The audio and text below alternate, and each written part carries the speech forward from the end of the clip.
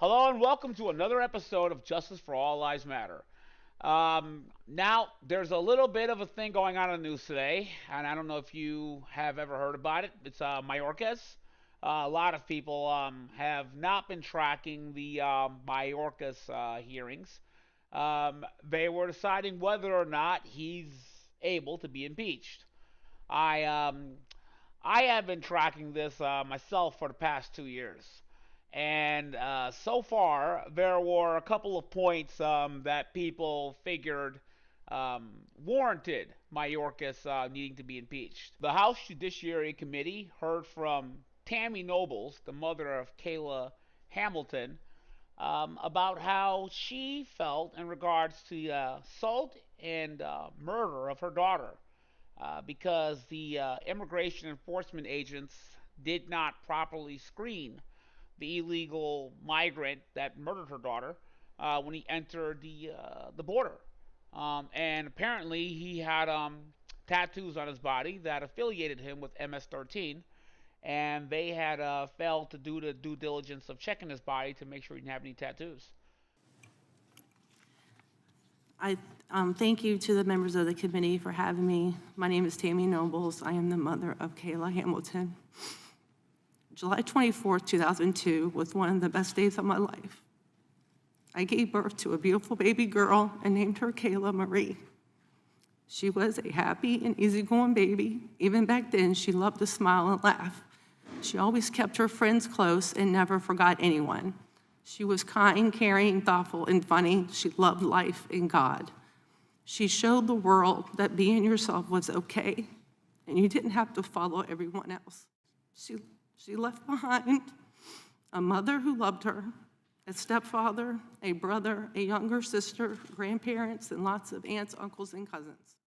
At the end of March of 2022, Kayla's murderer was apprehended by Border Patrol crossing illegally into the U.S. at the southwest border in Rio Grande City, Texas. I am not sure if he was vetted or not, but he was a 16-year-old known gang member affiliated with MS-13 in El Salvador. The MS-13 motto is kill, rape, and control. All people at the border who enter the country illegally, they are supposed to be turned around every time they are met with Border Patrol and they are found to have these gang tattoo symbols on them. Now, one thing that Americans do not want are people who are coming into the country and I don't know, have a motto. My motto is to hurt people. Yeah. Well, what do you plan on doing in this country? Well, farming. Because of COVID-19, Title 42 effectively kept migrants from being able to enter the border. At the end of Title 42, when it was set to expire, that means the border was probably going to be reopened and people were going to be able to enter. The model was that even though Title 42 has expired, you still have to go about the appropriate process of entering the border. It doesn't mean like, oh, well, Title 42 is expired, you may now pour into the country, which is basically what happened. Uh, why exactly did that happen again? I would, in fact, make sure that we immediately surge to the border. All those people are seeking asylum. Oh, yeah, right. Jeez, I really hope that guy didn't get elected. Oh, wait, never mind. Secretary Mayorkas, he had a different take on this whole issue compared to, then he was running for president, Biden, and current President Biden. He had a very different take, and he was very clear about it. As you can see by the images before us of removal flights and encounters with our Border Patrol agents, we are making it very clear that our border is not open, that crossing irregularly is against the law, and that those who are not eligible for relief will be quickly returned. Do not risk your life and your life savings only to be removed from the United States if and when you arrive here. Since Mayorkas made this statement several months ago, there has been a lot of hiccups between Mayorkas, the Biden administration, and one man who was standing the line at the border. A man we like to call, well, I'll allow him to introduce himself. Governor Greg Abbott is telling the federal government Texas has the constitutional right to self-defense. Authors of the Constitution knew there would be times when the federal government would not live up to its duty. Texas has a right as a state to stop criminals from coming. The Biden administration has done everything they conceivably could to do the opposite of helping Governor Abbott secure his border, since Abbott has decided to take the steps in order to secure Texas. The Biden administration has had Supreme Court decisions to remove razor wire, cut the razor wire, even break up barriers and fences that were separating the state of Mexico, or the nation of Mexico, from the state of Texas, and making it very, very difficult for Border Patrol agents to do their job of processing people in small numbers rather than having an influx of people come at them all at once. Well, a lot has changed since then. A federal judge orders border agents to stop cutting razor wire installed by Texas on the border with Mexico. Go back to January 20th, 2021. What does Joe Biden do as soon as he gets into office? He opens the southern border. He says he's not going to deport people for 100 days. He issues a slew of executive orders to not just not have the border be fortified, but really to invite people. In this half hour, with the migrant crisis in New York City, just as more asylum seekers arrive to the city each day, the battle grows over where to house them. Tempers are flaring in the community over the city's decision to house migrants in certain locations and use them as emergency shelters. Save our children! Save our children! Hundreds gathered on Staten Island once again Monday evening. Keep on fighting! To protest New York City's decision to house migrants in the building that used to be the St. John Villa Academy. There has been many mixed feelings about the migrant crisis as it starts to get more and more worse. And the Biden administration's plan to have a New Deal in which he allows a certain amount of migrants in, about 2 million a year, is something that Republicans are refusing to accept. They don't want any illegal migrants coming into America. In fact, they want the majority of these migrants who are living here to be gone. It seems to be the Biden administration's idea to keep these migrants here. And while these migrants are here living in America, he wants the taxpayers to house them and feed them and take care of them. And many cities have bore the brunt of it. New York is one of them. Mayor Adams is lashing out of frustration because he sees his entire term in office being consumed by this. He basically says New York is going to be destroyed if the migrant crisis isn't addressed. So he's lashing out at everyone. He's criticizing President Biden for not dealing with the problem and sending enough money, because New York City has a several-decade-old law issued by a court, not even a legislature, that says everyone in New York who arrives has a right to shelter, a right to sanctuary, and a right to food. So that is bankrupting the city.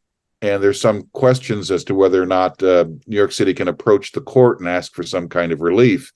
Right now, the bill is $12 billion, and that would be enough to bankrupt the city in short order. Well, I guess bills need to be paid as it starts to get worse.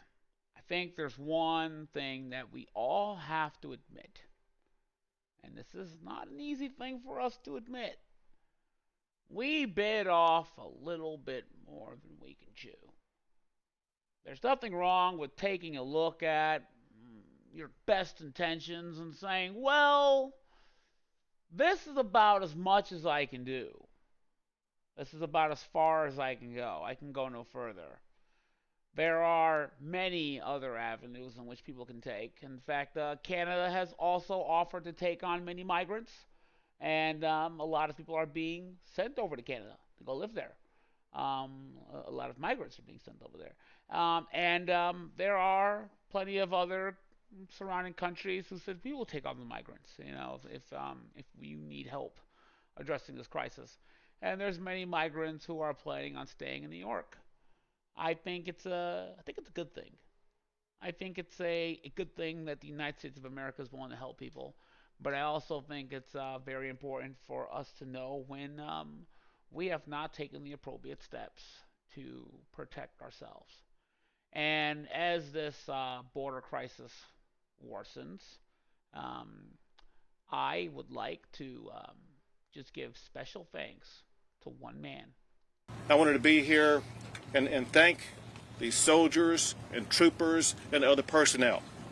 Texas was able to secure the border and prevent people from entering illegally only because of their unprecedented effort in a challenging terrain and sweltering conditions, and they were up to the task.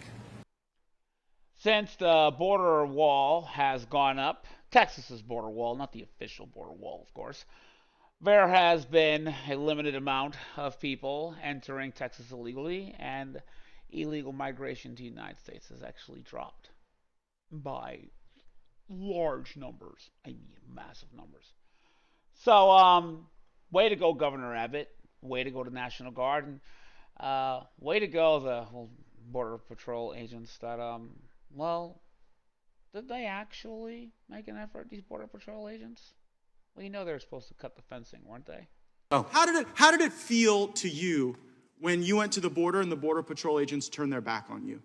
One Border Patrol agent turned his back on me, and I addressed that as There was the only leader, one? the leader of the Department of Homeland Security. So if I can return to data, because I want to We make see the sure that data. you have accurate information. Everyone to knows that you have more people coming in than ever, and you're removing fewer people than ever, and it's because you have no plan and because it's on purpose. See, I don't buy the theory that you don't know how to do this. I think you're actually a highly competent dude. But the reality is, your plan is to bring these people in and to send the message to the smugglers and the criminals that they will never have to leave. That's why your workforce turns their back on you. And you have tools that you could use to deport these people. You have facial recognition. You have flights going all over the country, dropping people off. And I think we ought to use the best tools in the country to find these.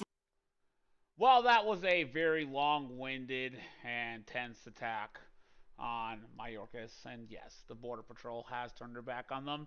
They don't agree with the idea of cutting fencing, removing barriers, and making it easy for people to break the law. Well, Mayorkas has since been found that he is not impeachable. It happened as of today, all right, the 6th of February, 2024. And I believe he just narrowly passed it. Just narrowly passed it. It was actually like a 214 to 216. 214 wanted him impeached. 216 said no. Very, very, very lucky man. Those numbers could be wrong. I'm not completely sure, but anyway, yeah. All I know is that Mayorkas, he's gonna hopefully go back to work, and he's gonna hopefully get the job done right this time. Until then, well, I would like to just give credit to those states who are taking care of things themselves, and I hope you folks have a wonderful night. Thank you for turning in to my third episode of Justice for All Lives Matter. Have a good night. Have a good week.